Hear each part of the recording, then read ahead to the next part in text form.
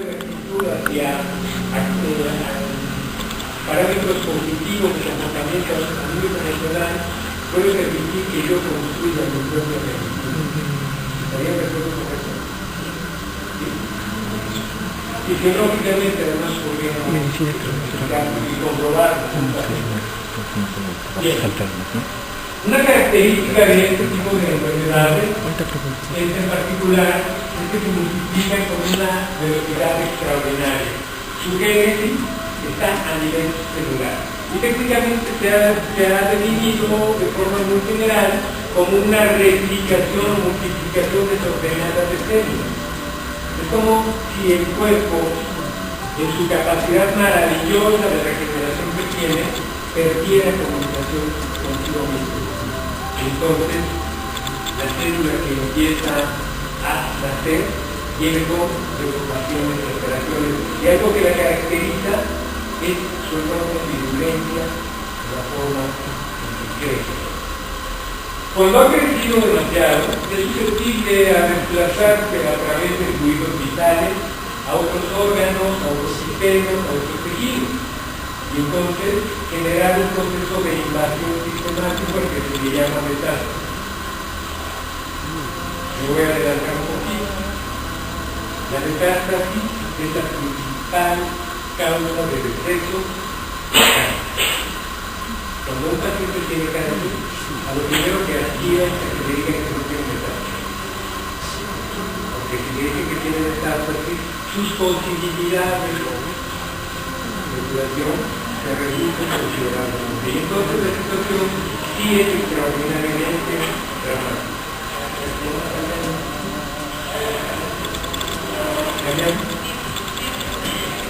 Aquí van algunas cifras en particular para que veamos por qué a mí me parece tan importante poner algunos puntos sobre las cosas en relación a este padecimiento. El cáncer es la primera causa de mortalidad a nivel mundial y le atribuye varios millones de defunciones ocurridas anualmente.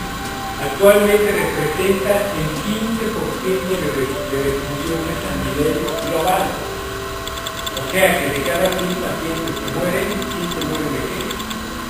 De cáncer. Es fabuloso, verdaderamente. Se prevé que las muertes por cáncer en todo el mundo seguirán aumentando y pasarán de los 11 millones para 2030. Estamos esperando que en 2030 en adelante más de 11 millones de personas en el mundo se mueran cada año de cáncer. En México, según datos de la Secretaría de Salud, mueren 60,000 personas por cáncer al año y cada hora 12 sujetos son diagnosticados con esta enfermedad. ¿Cuáles son las causas del cáncer? Aquí atribuimos su género. ¿Qué creen que lo pueda producir? El factor fundamental que ha asociado con la herencia genética.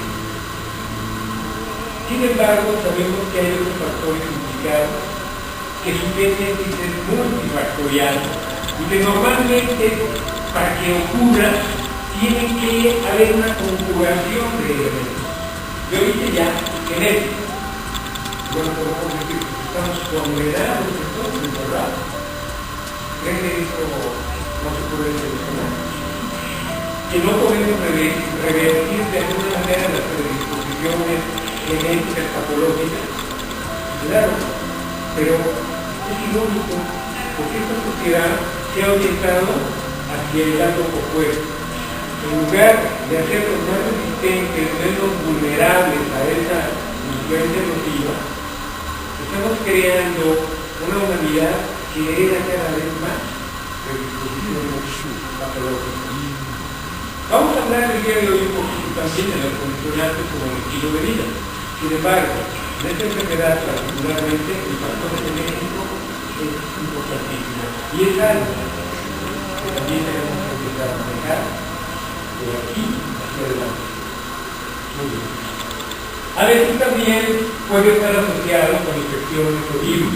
De hecho, en México es una de las causas de mortalidad en la población femenina por enfermedades cervicouterinas, también de cifras verdaderamente bajas. Y la génesis de ese tipo de cáncer generalmente la podemos asociar con un microorganismo patógeno de transmisión sexual que se llama papiloma virus humano. Y que además, en las fases tempranas de detección, son circulares con relativa facilidad. El problema aquí es que no hay una educación en las mujeres que las lleve al ginecólogo a visitas de valoración una vez al año o cada año y medio por lo menos. Vemos que el fenómeno de la salud sigue siendo un fenómeno de características fundamentalmente de origen también cultural. Más allá de las causas de etiología que pueda tener, es decir, de las causas de origen en el terreno patológico. El cáncer ya dije que es en esencia un proceso genético. Las alteraciones genéticas pueden ser heredadas, pero también las podemos producir y transmitir a la siguiente generación, como decía, ¿verdad? Pueden ser producidas en algunas células por la influencia de un virus o por una lesión provocada de manera externa, a veces por agentes contaminantes externos, pesticidas, por ejemplo, vienen los alimentos, o los agricultores que están todavía más expuestos a ellos, o personas que trabajan en contacto con fuentes de emanación radioactiva que vuelven más vulnerables. Suben entonces factores ambientales, factores sociales a esa predisposición que ya tenemos y que tenemos como consecuencia. Una facilidad mayor para adquirirlo, ¿verdad? Somos más susceptibles a eso.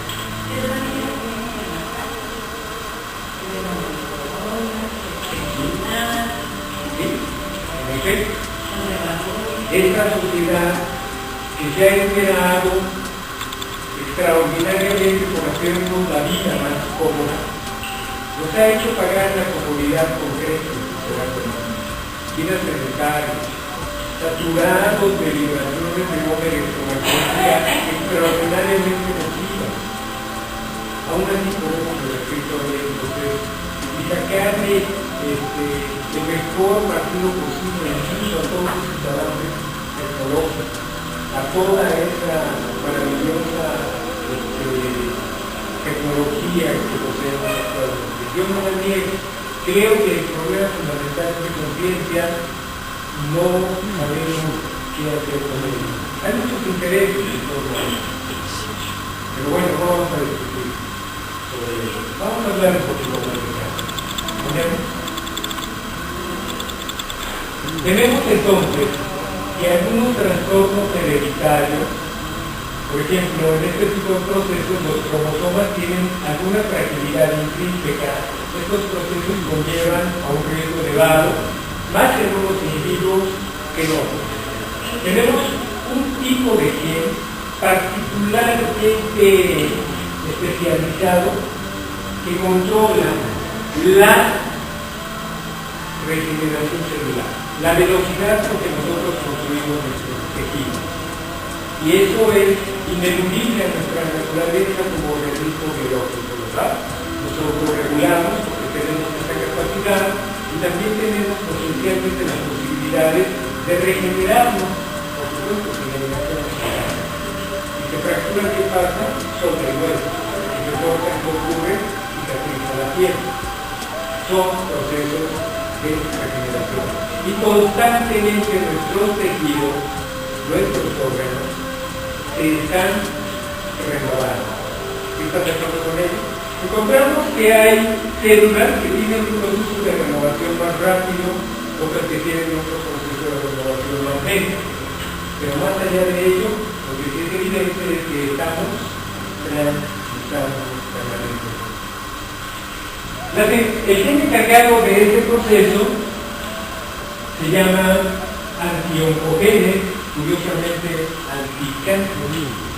Cuando él se deja de funcionar con eficiencia o cuando está ausente, se elimina el control normal de la réplica celular y entonces las células empiezan a reproducirse de una manera incontrolada y anormal. ¿Sí? Podemos atribuir entonces como causa genética la ausencia de herencia. Y eso puede ser adquirido por herencia, pero también podemos estarlo construyendo a partir de mi propia individualidad. Y por supuesto que una vez que yo lo he desarrollado, ¿qué pasa? Lo transmito a la siguiente generación y esa a la que sigue, y así sucesivamente, ¿verdad? Hasta que estemos construyendo una humanidad totalmente vulnerable. ¿Qué habla de la herencia? Esto es dramático, ¿verdad? Verlo en un adulto es difícil, pero verlo en un niño es verdaderamente dramático. Es sobrecogedor. Se calcula que de un 5 a un 10% de los cánceres tienen un origen genético hereditario directo. Son los casos de cáncer infantil. Porque podemos decir que ellos, pues bueno, a lo mejor por la edad tan corta que tienen, no han estado tan expuestos a agentes predisponentes, ¿verdad? Como un adulto. Significa que ya hay una predisposición mayor, más residual, totalmente marcada en ellos, para la destrucción de estos animales.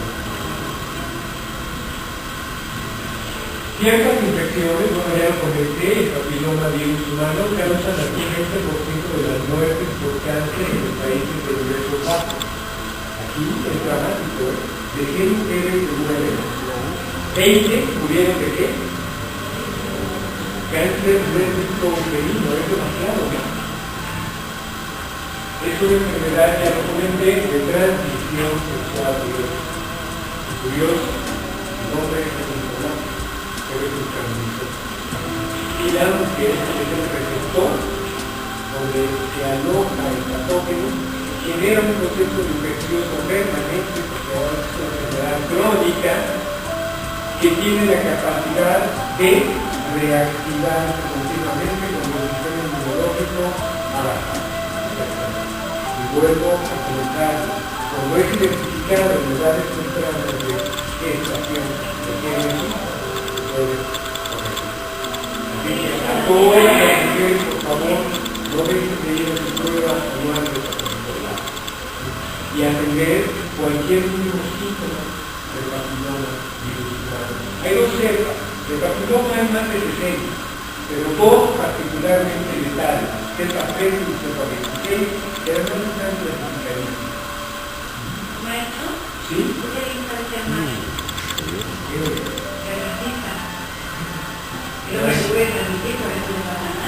Bueno, sí estamos contaminados en caso de que lo tengamos, pero no desarrollamos nada. Curiosamente, este dato nos llama mucho la atención. Chile es el 20% en los países de ingresos bajos y medianos, y un 9% en los países cuyo estatus quo es bastante más alto, como Norteamérica. Ellos tienen otro tipo de problemas con el cáncer. Ya se desarrollan cánceres fundamentalmente